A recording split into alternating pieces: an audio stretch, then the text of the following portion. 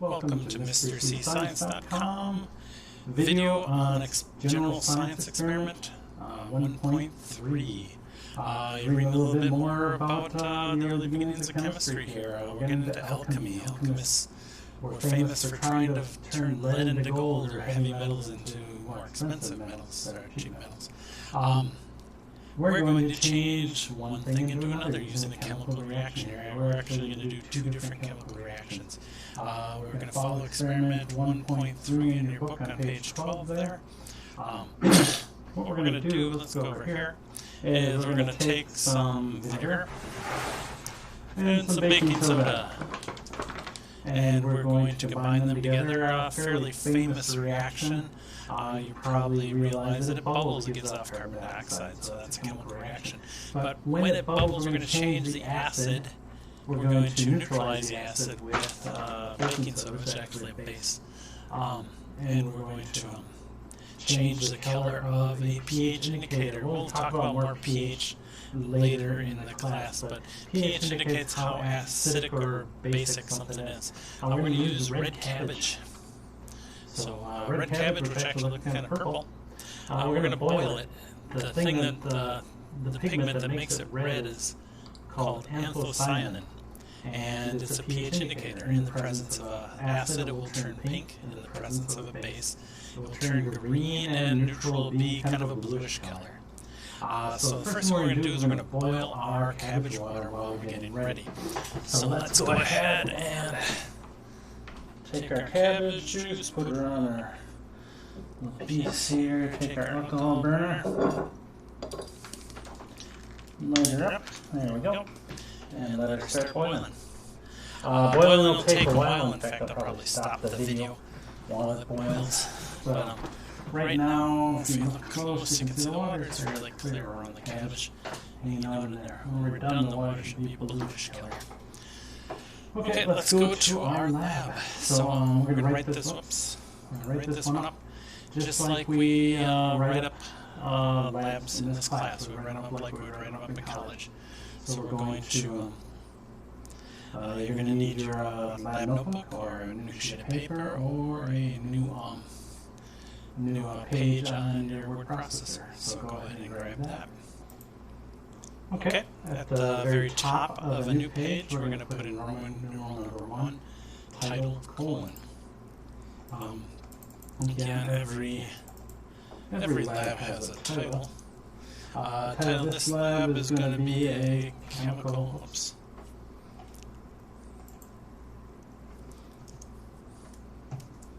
chemical reaction. We're actually going to do two chemical reactions, as I said before. Next line, Roman numeral number 2, purpose. Purpose of this lab is to demonstrate a couple of chemical reactions. 3. Hypothesis. Hypothesis for this lab, again, is an educated guess of what's going to happen. So we're going to add the red cabbage juice to the vinegar, and it's going to turn pink, saying, hey, this is an acid. With then adding the baking soda, we should react it all, and it should turn to blue, which is neutral. So our hypothesis is the chemical reaction will change the color of the pH indicator. So and pH is written lowercase p, uppercase h. Okay. Next one, Roman numeral number 4. Again, if I'm going too fast for you, pause the video and catch up. Materials. This one you should be getting used to. Again, we're not wasting our time writing them up, so as per text. Same with Roman numeral number 5. Whoops.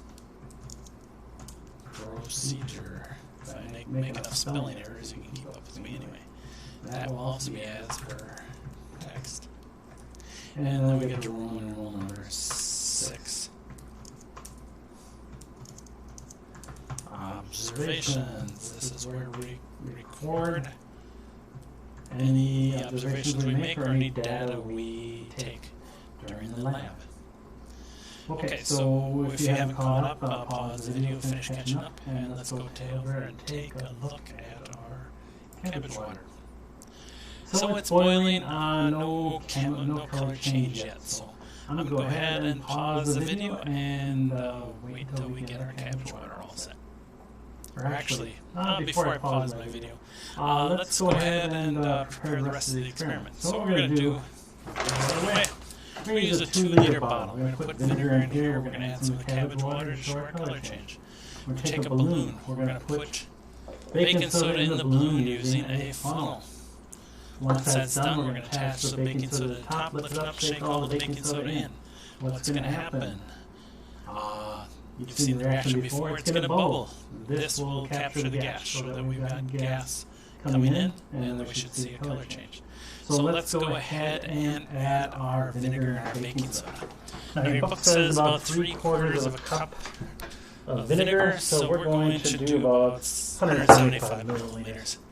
We don't care that it's super precise, we just want it relatively accurate. So, 175 milliliters will be right about there. There we go. Okay, carefully pour that into our 2-liter bottle.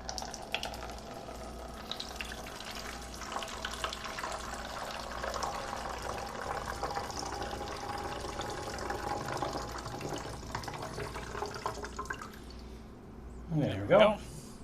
We got that. Now it says I want to do about, I believe, 2 tablespoons of baking soda. So instead of weighing out a mass and fun stuff like that, I'm just using a ½ tablespoon. So what we're going to do is we're going to put our baking soda. We're going to put the funnel in here. Now sometimes the baking soda doesn't like to go down. So you just make yourself a little rod out of a paper clip to push it down if need be. This funnel's fairly big, so we may not have that problem. So let's get, we want kind of smooth. That's half. 1. You can also kind of tap, get things going. That's 1 tablespoon. So then we will need that. Kind of stir it up, push it down, just make sure I don't pierce my balloon underneath. Here, let's put the other tablespoon in, and then we can play with that. 1/2. So 2 tablespoons worth. So let's get that down in our balloon here.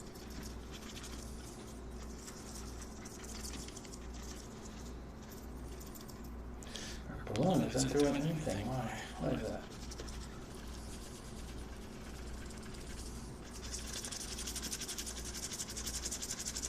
There we go. Now we're getting it down there.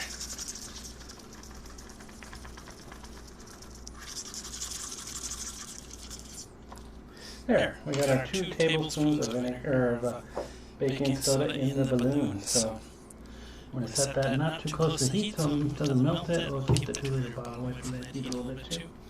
And we're not boiling on our cabbage water yet. We need to boil so that it will, when water boils, it gives off steam. Gas takes up much more space than water does, so it bursts all the cells that contain the pigment, so the pigment goes into the water. So we needed a good rolling boil so it's a nice blue color. So I'm going to pause the video, we'll start up again once we've got that done. Okay, we've been boiling for a little bit now, and you can see that blue color compared to the white. I'm going to let it boil just a little bit more. Okay, we got a good rolling boil here, so we're breaking up all those cells, getting those anthocyanins out. I'm going to go ahead and take the flame off and let her cool down a little bit, and then we'll be ready to roll. Okay, it stopped boiling, it's cooling down a little bit, got a little bit to go, but let's take a look at it. Put on the old trusty gloves. Great things. keep your hands nice and safe, but don't get them wet. So I just want to show you what this looks like. I'm going to take a clean beaker here. This one's a little cleaner. Move you out of the way. I'm going to pour a little bit in here, trying to not get any cabbage, but it doesn't matter if a little cabbage goes.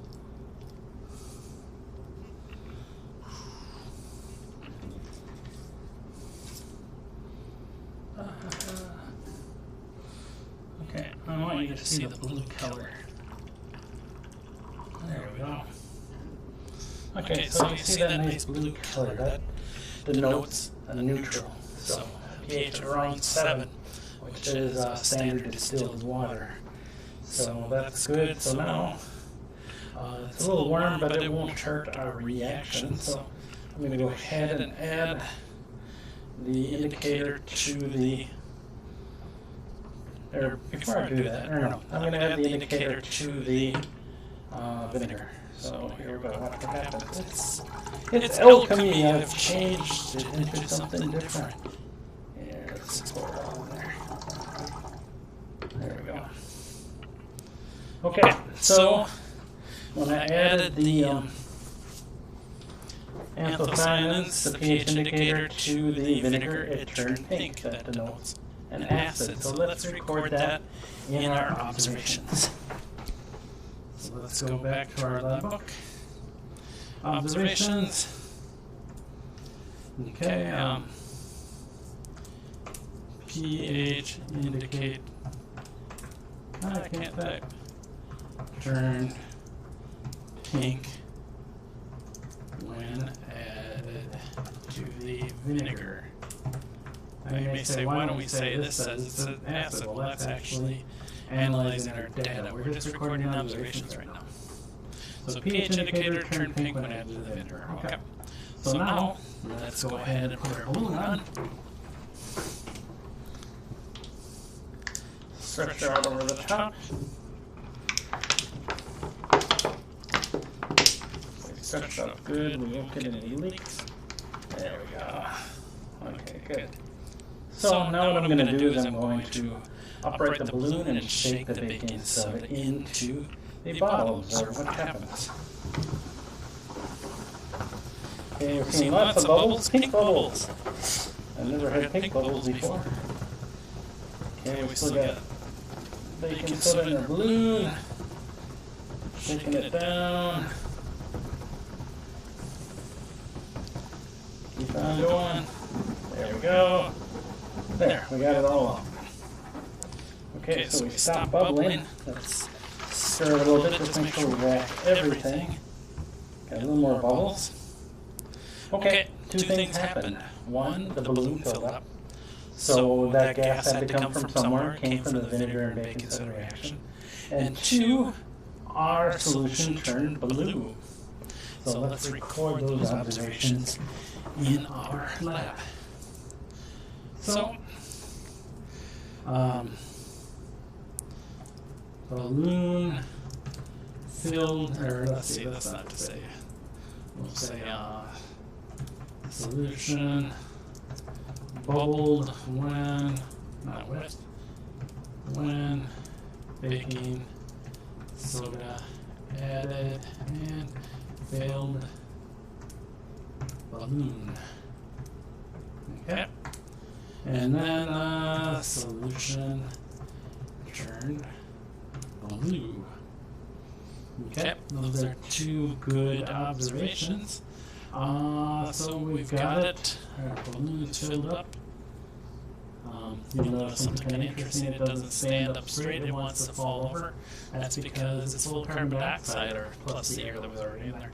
And carbon dioxide is heavier than the air around it, or more dense, so it wants to sink instead of float. Okay, that looks good. So let's finish up our lab here. So that's all the observations we got. So let's do the most important part of the lab, the conclusion. What do we do in our conclusions? Well, it used to be funny to say that we conclude. But since I can't hear you guys, you're just going to have to say, oh, I think we restate what happened and address our hypothesis. Okay. So let's restate what happened.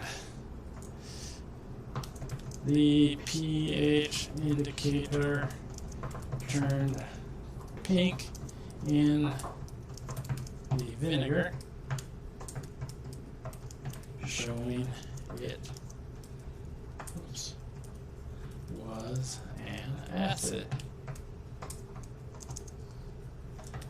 When we added the baking soda, it gave off a gas and turned blue, showing the acid was neutralized. So two chemical reactions occurred.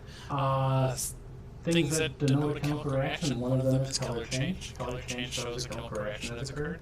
And another is state change. So if something turned from a liquid to a gas, but there was no heat involved, we didn't boil it, then that's probably a chemical reaction as well.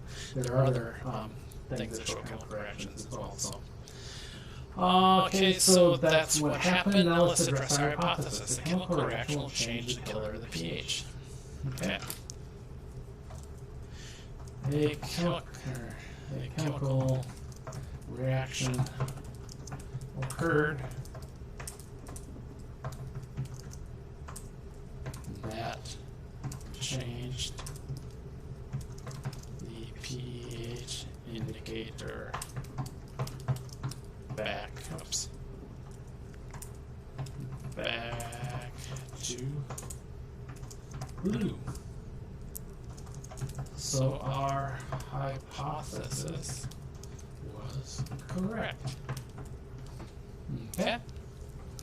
So yeah. So again, if you're not caught up, pause the video and you can finish that. But let's go take a look at this. So actually, few chemical reactions occurred. The first chemical reaction we saw was when we added the anthocyanin to the vinegar, and the anthocyanin reacted with the vinegar. A chemical reaction occurred and it changed the color from blue to pink.